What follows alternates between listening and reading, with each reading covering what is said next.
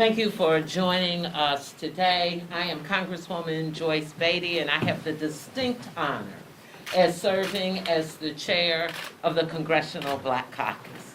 We come today united, standing up for something that we have a long history of fighting for, debating, and yes, winning, and that is voting rights. So it is no secret or surprise to you today when we say the fierce urgency of now, voting rights. We are calling on the Senate to vote. We're calling on the Senate to have that debate because we want to pass the John R. Lewis Voting Rights Advancement Act. We want to pass the Freedom to Vote Act. We know how much we have fought for. Yesterday, I was proud to join President Biden and Vice President Harris in a place of profound civil rights and voting rights history to advocate for the most foundational, sacred thing that I can think of. It makes me emotional when I think of, as a black woman, I must stand here today before you asking us to do something that the past 5 presidents have done and 4 white Republican presidents: reauthorize the Voting Rights Act. So the real question you should ask yourself is what happened? What happened with this last president that got us to where we are today, that my colleagues will not stand up and pass the Voting Rights Act? Is it because we win? Is it because we vote? That is what you should ask yourself. Let me end by saying that the president made it very clear. Where do you stand? Do you stand with Dr. Martin Luther King or George Wallace?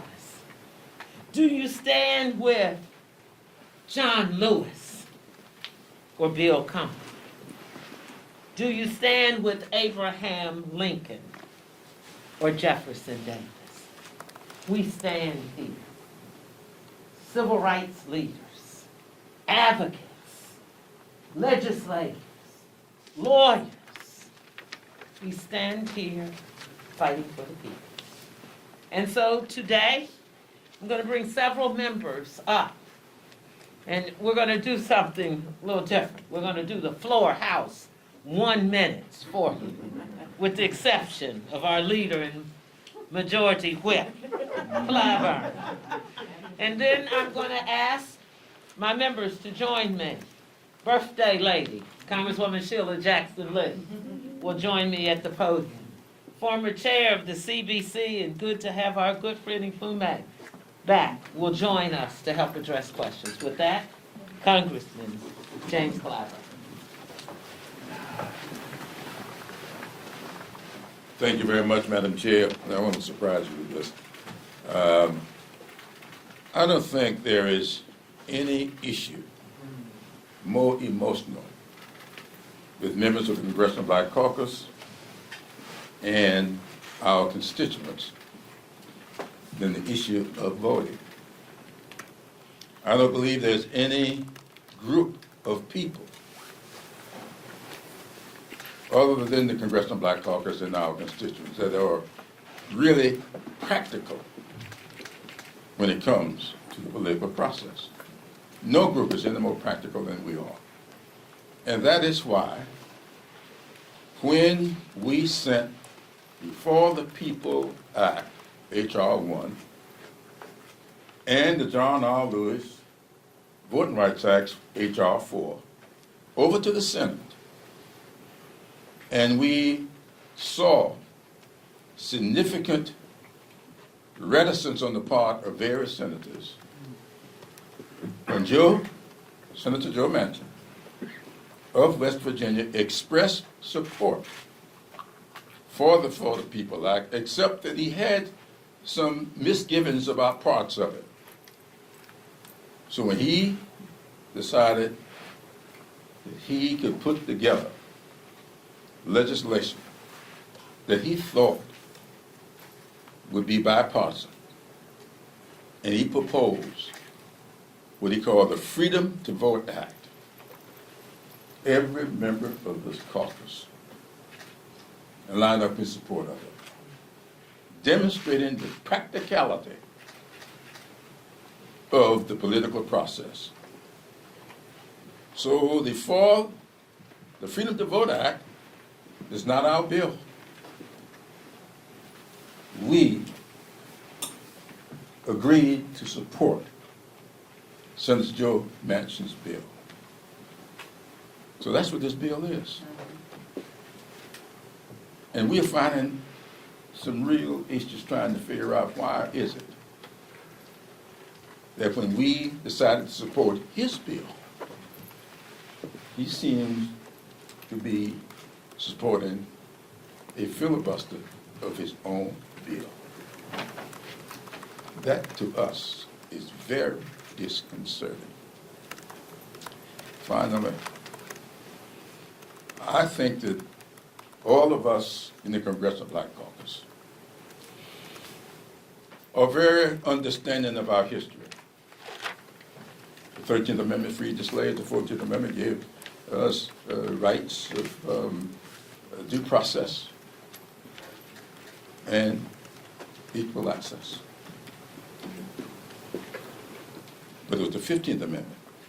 It took another amendment to the Constitution to give the newly freed slaves the right to vote.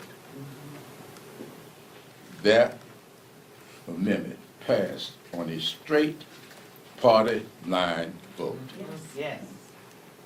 So we take exception, grave exception, when anybody tells us that legislation cannot have credibility unless it is bipartisan.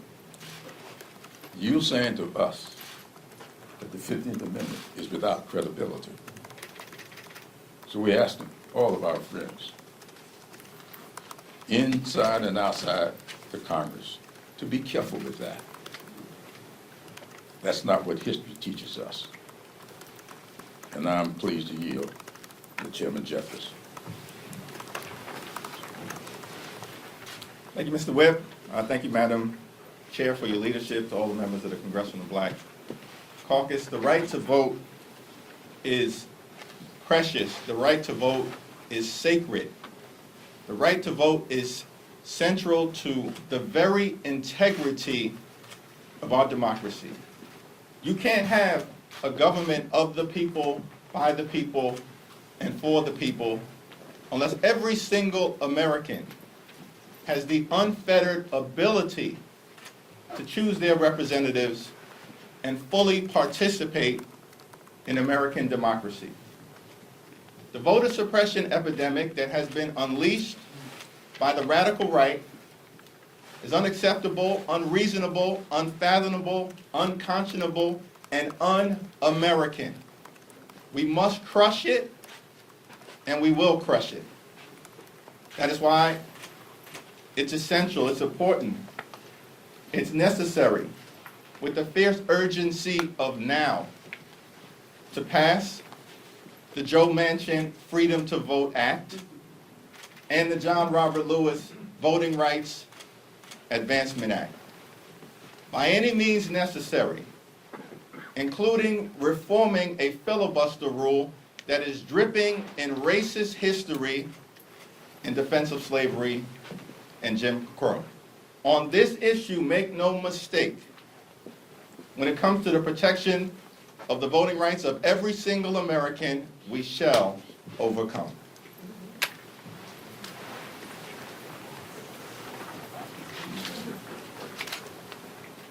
Last week, we marked 1 year since insurrectionists stormed the U.S. Capitol to overturn a Democratic election.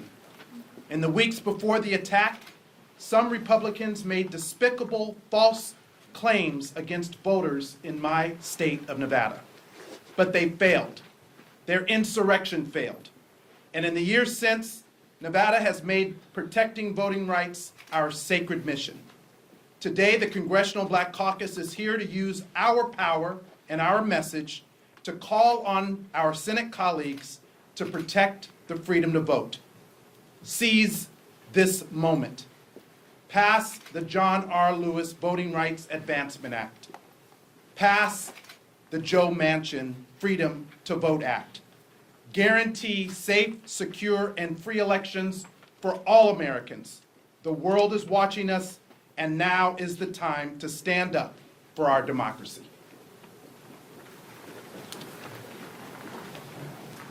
Hi, I'm Congresswoman Terry Sewell, and I proudly represent Alabama's 7th Congressional District, which includes the historic civil rights cities of Birmingham, Selma, and Montgomery. It was in my hometown of Selma 56 years ago where John Lewis and the foot soldiers shed blood on a bridge for the equal right of all Americans to vote. But as we know, old battles have become new again as state legislatures across this country erect deliberate barriers to the ballot box, trying to silence a certain group of people. These new laws may not require us to count how many jelly beans are in a jar, but modern-day voter suppression is no less pernicious. Yesterday, I was honored to join President Biden and Vice President Harris and our Madam Leader of the Congressional Black Caucus, Joyce Beatty, as the President spoke of an urgent need to protect the sacred right to vote. I applaud the President for being unequivocal in his statement that by any means necessary, we must change the rules of the Senate and pass the John Robert Lewis Voting Rights Act. Our nation is at an inflection point. Voting right legislation will go to the Senate floor and it must pass. You know, we're on the anniversary, the cusp of the Martin Luther King celebration day, Monday. But there can be no celebration without liberation, without freedom, without the right to vote. As we prepare to observe the birthday of Reverend Dr. Martin Luther King, let us remember that justice delayed can be justice denied. The time to act is now. Nothing is more fundamental to our democracy than the sacred right to vote. The time to talk is over. It's now time to act.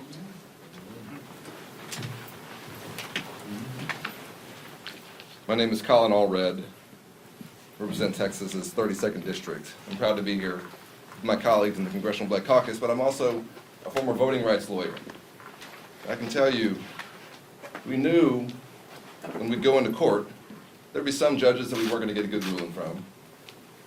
We knew that the courts might not be on our side, but we always had the law. We had the Voting Rights Act. We don't have that protection right now. And we know that it's not going to be the courts that are going to protect our rights right now. It's going to have to be us in the Congress. And so the Congressional Black Caucus is coming together today to say to the United States Senate that there is nothing more important. After our Capitol was attacked by people trying to overthrow our democracy, after a rash of laws have passed across this country to try and make it harder for certain Americans to vote, in the state of Texas, where it was already the hardest state in the country to vote, they just went and made it harder. That now is the time to act. That believe us when we tell you. I've spoken to voters who've been disenfranchised. I can see the light go out of their eyes, the belief in our democracy leave them. We have to restore our democracy, and this is the time. We cannot let a Senate rule that is based and was used almost exclusively to prevent civil rights, prevent us from rising to this moment. I know all of us in the Congressional Black Caucus will do everything we can, but we're calling on the United States Senate, and we're calling on a few senators in particular to rise to this moment. Pass your own bill, Senator Manchin. Pass the John Lewis Voting Rights Advancement Act. Give us the tools to rescue our democracy, and let the chips fall where they may in the next elections. Thank you.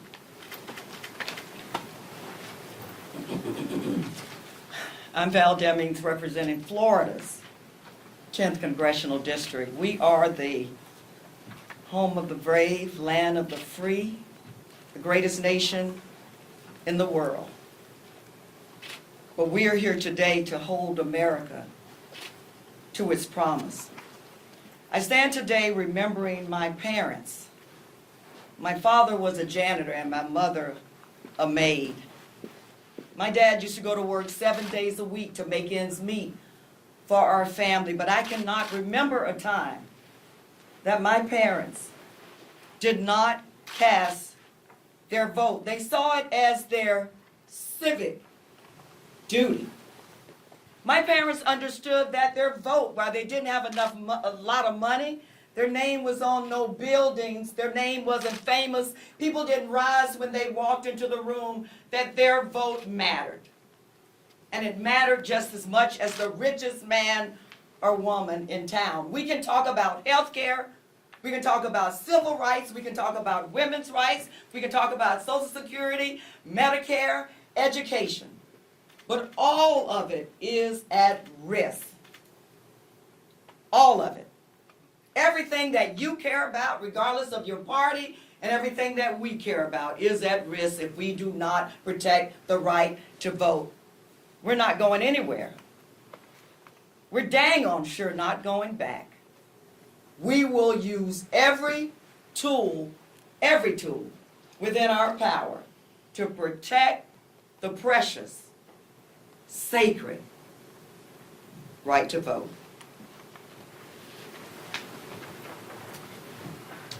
Good afternoon, Joe Neguse, representing the great state of Colorado. And as Representative Sewell reminds us, in just a few days, tens of millions of Americans will commemorate Martin Luther King Jr.'s birthday. And of all of the insightful things that Martin Luther King imparted us with here in his time as Earth, there's one quote that's always resonated with me, and I suspect some of my colleagues, which is that the time is always right to do what is right. The time to safeguard voting rights, to protect voting rights, and to advance voting rights is now. Not next year, not next month, not next week, here and now. And in the face of over 400 laws that have been introduced in the last year to restrict voting rights in Florida and in Texas, in Iowa and in Georgia, all across the country, we know the stakes couldn't be higher. So to our colleagues in the Senate, we simply say that the eyes of the world are on you. The world is watching. The country is watching. And the Congressional Black Caucus is watching. We hope you will do the right thing.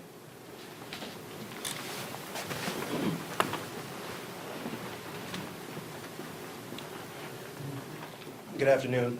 I'm Mondaire Jones, representing New York's 17th Congressional District. Our democracy is in crisis. The insurrection at the Capitol on January 6th of 2021 told us so. And now the same party that incited that violent attempted overthrow of the federal government because of the deep unpopularity of its policies is seeking to disenfranchise large swaths of the American electorate, chief among them black and brown voters. There is a way to stop that from happening. We must pass Joe Manchin's Freedom to Vote Act and the John R. Lewis Voting Rights Advancement Act. We are faced with an existential question about whether we will have representative government for we, the people, moving into this upcoming year. And the answer can be yes, but only if we use the limited time we have available to us, only if we use the power that the American people have given to us to secure the fundamental right to vote. We know that voting rights are preservative of all other rights, and nothing comes close to being as important, certainly not a filibuster of accidental origin that has been weaponized to block the same kinds of civil rights legislation that we are simply trying to enact into law today. This is legislation that was previously non-controversial in the early 2000s. I remember marching with the NAACP in Washington, D.C. as a young activist to reauthorize the original Voting Rights Act, which was done unanimously in the Senate. When does that ever happen? And nearly unanimously in this chamber. And so we have got to do the right thing, and we have got to prevail upon, with the help of the President of the United States, who has endorsed filibuster reform, Senators Manchin and Sinema, to rise to this occasion and to make an exception for the purpose of saving our ailing democracy. Thank you.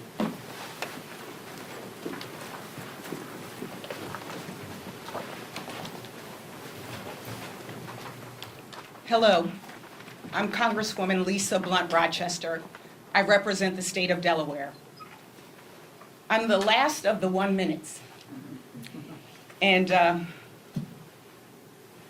it's really hard. It is unbelievable that we are standing here. Today, the Congressional Black Caucus is here to say the time is now.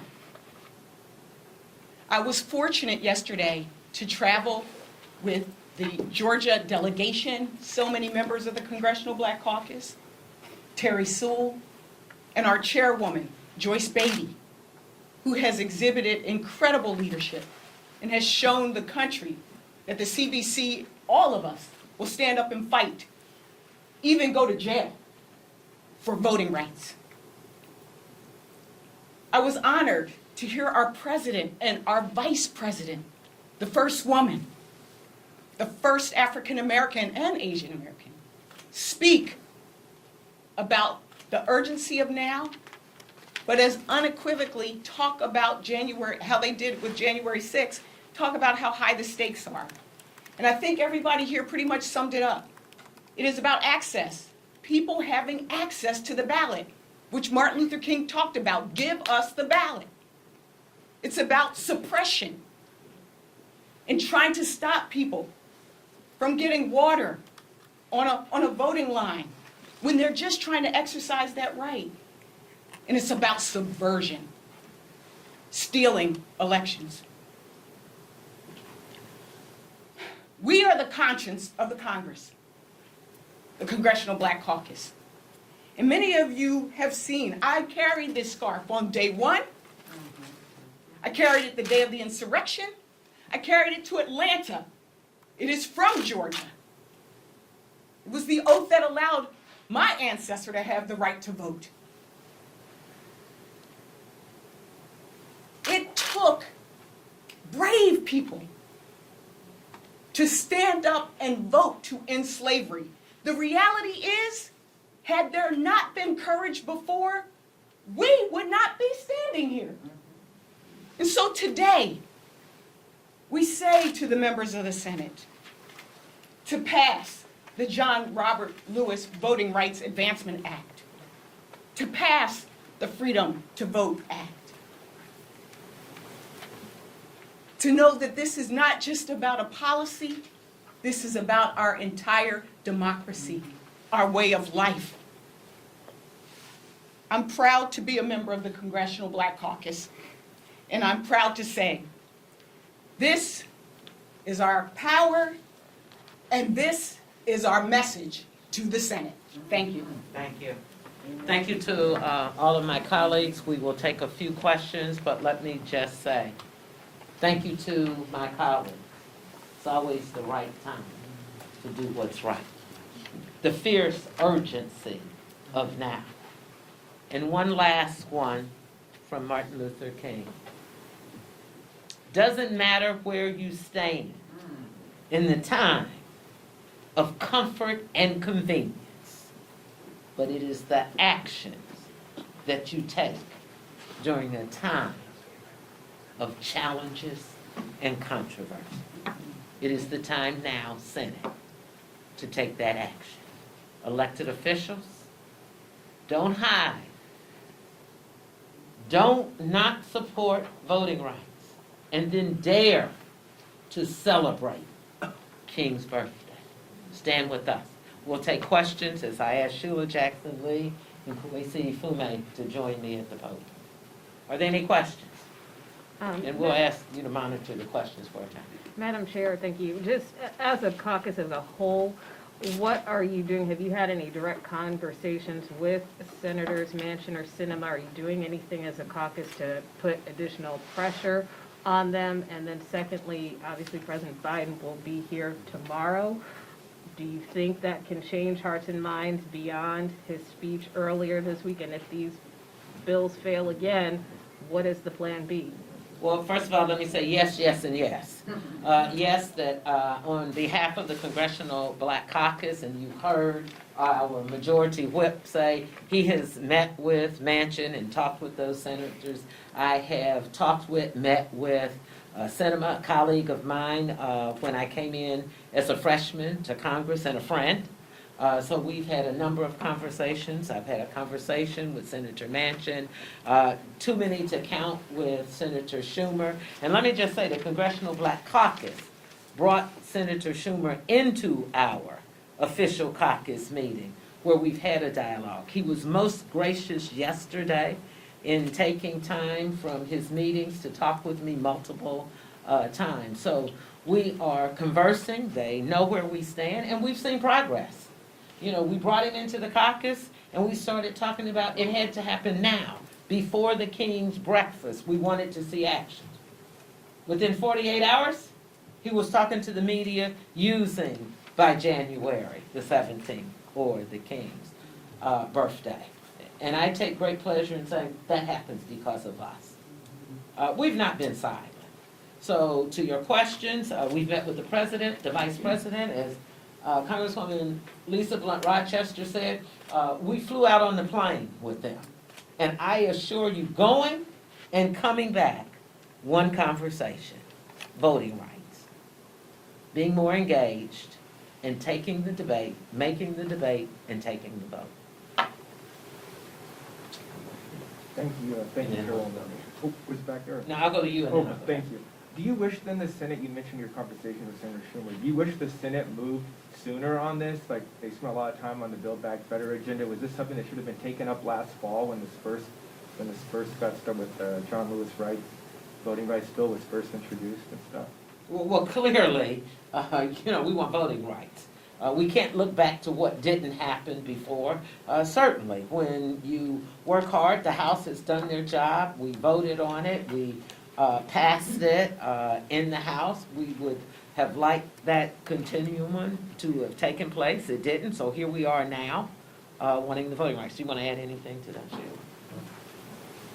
I know my colleague will as well. Let me just combine the two questions that have been asked. And I think you need to take a clear look at us. We love our fellow members, but you're looking at black faces. You're looking at faces that are the direct target of the lack of voting protection. I stand here, I believe, as the first member who lost her district in redistricting that was pointedly attempting to eliminate 2 black members who happen to be members of the Congressional Black Caucus. I am not imagining, I am speaking. So here's what I think in terms of both your questions. There is no doubt that we have lived and breathed and constantly been involved in discussing from the very minute that Terry Sewell introduced this bill and before. I was here for the reauthorization and back in the 2000s, helped write it, and it was everybody together. You have to ask the question, why when the size of the numbers of votes in 2020 were so large and so full of color that you had the big lie and the insurrection. And so I don't want this to be looking this way at the Congressional Black Caucus, or do we wish that they had done it earlier?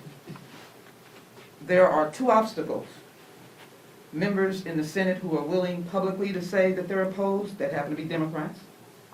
And then the new Dixiecrats, the Republicans, who have race as a blinder that they can't see.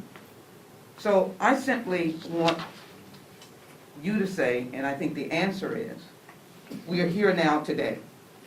Let us have the courage of our convictions today. I sent this 5-page letter to Senator Manchin. I've given him enough time to respond. I will make it public now. And it only suggests if he could have the courage of West Virginia that succeeded from Virginia because they did not want to support slavery.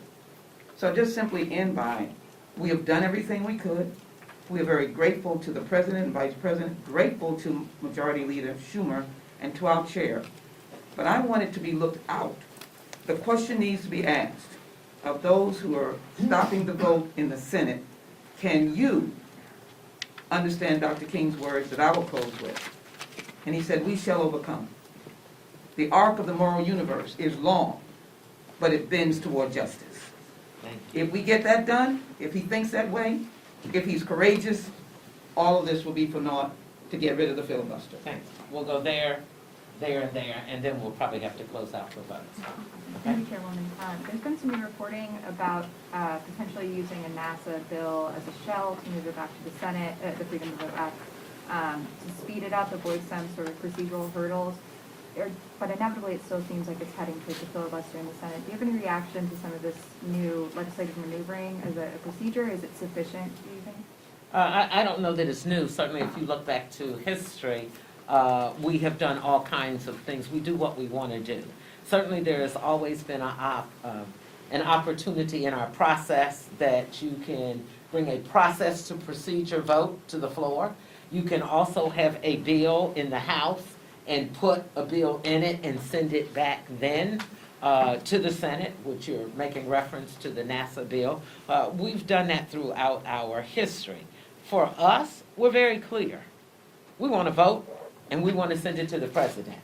And now, so however it can happen, I think Mr. Clyburn set the history out well, when we're not going to hold ourselves to whether it's bipartisan or the process. I don't want to be flippant.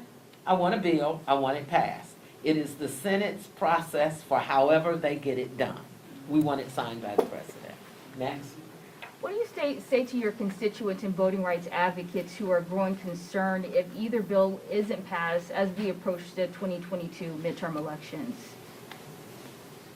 I feel sorry for those on the other side who didn't support this. You know, we're very clear. Our constituents understand where we are. Our constituents understand at all levels. They understand victory. They saw a black president elected because they voted and they stood in line for 5 to 7 hours to vote. You have heard the president himself say, "Thank you, Majority Whip Clyburn. Thank you, South Carolina. Thank you, black people, for voting overwhelmingly to elect him." That then got us our first female, black, Asian American vice president. Our people know that. Our people understand that. Who should be afraid are those who won't stand up for voting rights. So we're sending a clarion call, and you can print this. Shame on you for not doing it. Black folks will vote no matter what. So it's not what's going to happen to us. It's what's going to happen to them. Okay. If the filibuster is removed and both of these bills do end up able to pass, would you be concerned then without a filibuster if a future Republican Congress could come in and potentially implement voting laws like the ones in Georgia and Iowa that were referenced earlier in this press conference, except this time they could be on a national level and there would be no filibuster to stop it? Well, let me just say, if you expected me to count on what my racist colleagues and folks on the other side have been doing, doesn't matter whether there's a filibuster or not. They're going to do what they're going to do. Look at January the 6th and what happened. Look at some of the laws that they're putting in place. So for us, it's the urgency of now.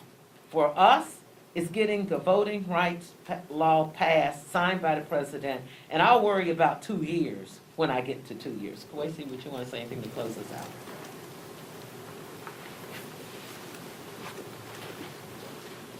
Kwesi Mfume of Maryland. I want to thank our chair, our caucus leader, our whip, all the members of this distinguished caucus that are with me and around me, to just underscore and perhaps put in historical context why this means so much to all of us.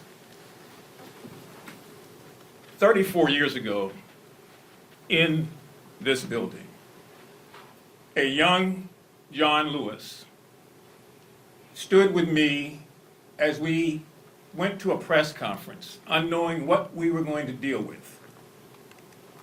And one of the questions that came up was, well, what is the priority of the Congressional Black Caucus? And John and I, because we had a way of just linking arms, stood at the podium and almost in unison said, it is the right to vote and to have every vote counted and the protection of those rights. He never wavered, never, ever wavered. And so when there was an opportunity for me to leave the Congress and to give up what a lot of people think are the trappings of power, John and his late wife Lillian and I sat down together and said, you know, you really are going to have to accept this offer from the NAACP. You're going to have to leave the Congress, and you're going to have to go out into the hinterland and do on the outside what both of us and so many others have been trying to do on the inside.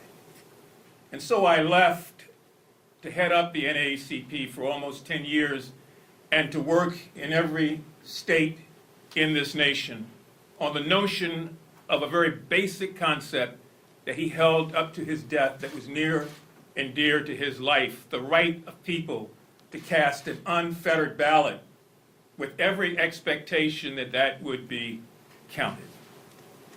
And so it was irony for me to come back after being away for 24 years and to see John in the state he was in when I got back.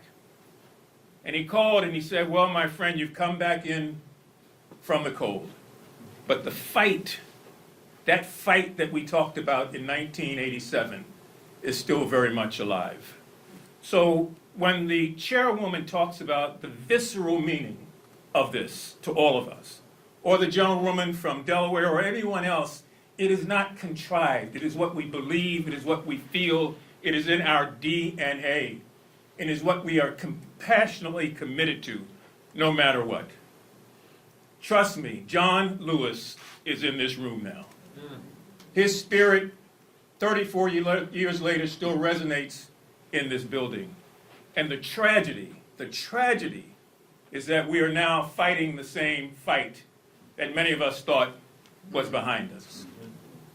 The Senate of the United States will be forced, and I hate to even say that, but they're being forced to take a vote on this. It's convenient if the vote never comes up, but it will come up.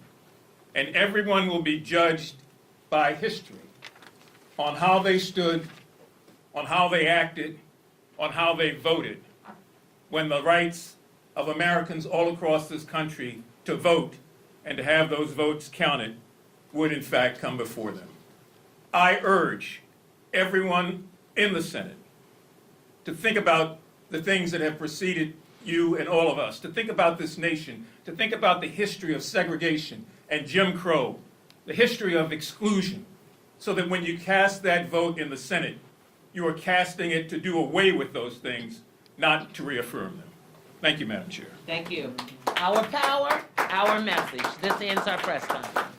Thank you. Thank you all for coming, to all the members. Thank you. Thank you, dear. Thank you.